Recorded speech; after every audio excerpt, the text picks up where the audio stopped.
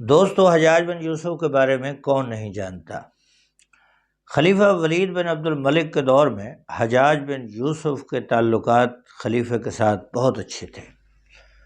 بڑے بڑے فیصلوں میں حجاج بن یوسف کا ہاتھ ہوتا تھا، اور اس وقت کے جو سرکاری علماء تھے وہ اپنے مساجد کے اپنے خطبوں میں حجاج بن یوسف کی تعریفیں کرتے تھے۔ لیکن جیسے ہی سلمان بن عبد الملک کا دور آیا تو سلمان حجاج کو بالکل بھی پسند نہیں کرتا تھا۔ سلمان نے آرڈر جاری کیا کہ حجاج کے خلاف خطبے دیے جائیں۔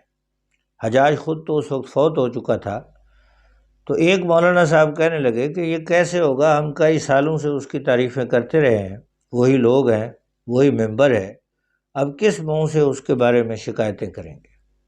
لیکن چونکہ حکم تھا، اس لیے ایک مولانا صاحب نے تقریر شروع کی۔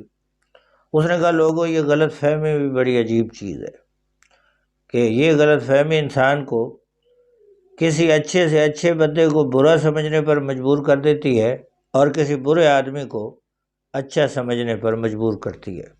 کہنے لگے، دیکھیں، جیسے ہم حجاج کے بارے میں غلط فہمی میں رہے، میں کتنے عرصے تک اس کو اچھا سمجھتا رہا، حالانکہ وہ میری غلط فہمی تھی۔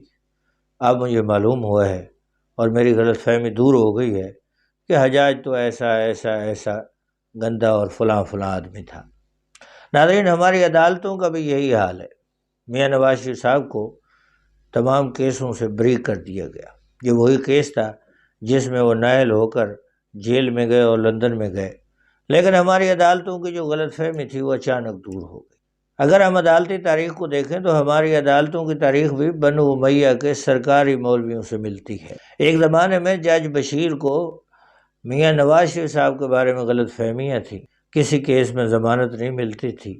یہی سپریم کورٹ، یہی ہائی کورٹ، یہی مجسٹریٹ میاں نواز شریف صاحب کی کوئی ضمانت قبول کرنے پر تیار نہیں، اور عمران خان صاحب کو ہر کیس میں ضمانت مل رہی تھی۔ اب وہی صورتحال ہے، معاملہ الٹ ہو گیا۔ نواز شریف صاحب کے بارے میں غلط فہمی دور ہو چکی ہے۔ آج ایک ہی عدالت میں 2 پٹیشنیں دائر ہوتی ہیں، ایک پٹیشن سن لی جاتی ہے، دوسری واپس کر دی جاتی ہے، اس لیے کہ ایک کے بارے میں ان کو غلط فہمی دور ہو چکی ہے اور دوسرے کے بارے میں ابھی غلط فہمی ہے۔ یہ بھی کوئی بعید کی بات نہیں ہے کہ مستقبل میں عمران خان صاحب کے بارے میں بھی ہماری عدالتوں کی غلط فہمیاں دور ہو جائیں، اور آج ان کو کسی کیس میں ضمانت ہی نہیں مل رہی، ہو سکتا ہے کل یہی عدالتیں اپنی غلط فہمی دور کرتے ہوئے ان کو باعزت بری کر دیں۔ لیکن دوستو، سوال یہ ہے کہ ہم کس صدی میں زندہ ہیں، کس دنیا میں رہتے ہیں، دنیا کہاں پہنچ گئی؟ ہماری عدالتوں کی غلط فہمیاں ہیں کہ ان کی سمجھ نہیں آ رہی۔